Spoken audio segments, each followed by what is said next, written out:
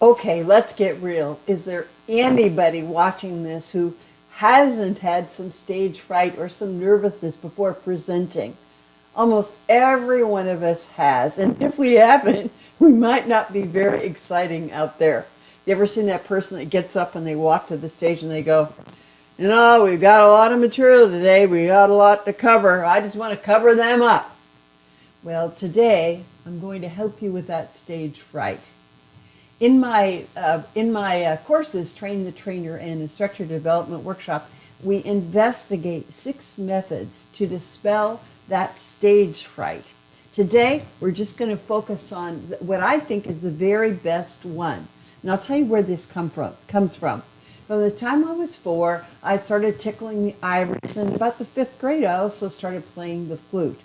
I have experienced all kinds of performance situations and all kinds of stage frights and nervousness. One of the first I remember was as a new flutist. I was in the 5th grade, and my band director was going to bring the concert band to the grade schools and demonstrate the instruments, but he didn't have any flutists.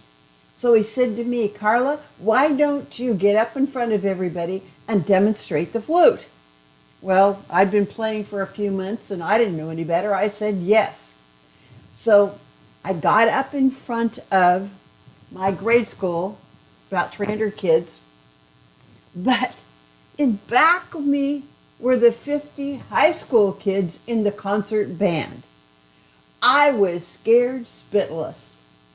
I hadn't envisioned what that was like. And one of the things about dispelling stage frights is to envision what you're going to be in, what the situation you're in. Well, I didn't know any of that stuff. So I got up and I played Silent Night. Everything went very good for the first, part of the performance.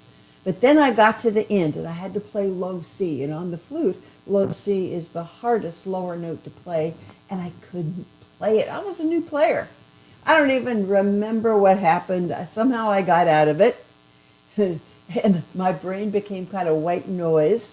Now, you might think, well, that taught me never to perform again. But since I'd been a performer as a pianist, I knew how to handle that. In another video, I'm going to tell you how to handle things when they go wrong. But for this one, I just want to share with you what I think is the biggest dispeller of stage fright. It is, are you ready? Practice. Now, I don't mean to practice once or practice twice. Practice 6 times. Practice until you know that thing forwards and backwards. Now, here's exactly what to practice also. And we're going to go into this further in the next video. But I want to tell you some context, because I don't want you to practice by memorizing all the words. Why? You're going to get into white noise and you're going to forget the words. I want you to practice with a template. I want you to practice your opening, so it's provocative, so it's fun, so you hook people. Then I want you to practice your closing, so that you actually tie it up in a nice bow and send people home with hope. Now, in the next video, I'm going to tell you more about that. But having a template to practice to is very, very important. So practice 6 times, practice as perfectly as you can, because that gives you confidence in front of people. Also, in Train the Trainer, my online version of this course, I have people actually present to someone they know and get feedback. So in your practice, best if you don't just practice to an empty room, practice with somebody else. So that's the #1 most important thing to dispel your stage fright, is to practice at least 6 times. Armed with this, I guarantee you that your stage fright will be damped down.